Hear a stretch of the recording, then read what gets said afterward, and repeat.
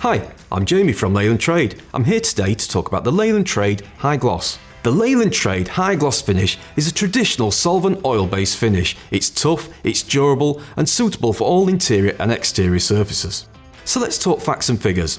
Dry in 16 to 24 hours and recoatable in 16 to 24 hours as well. Covers a huge 17 square meters per litre. So where would you use Leyland Trade High Gloss?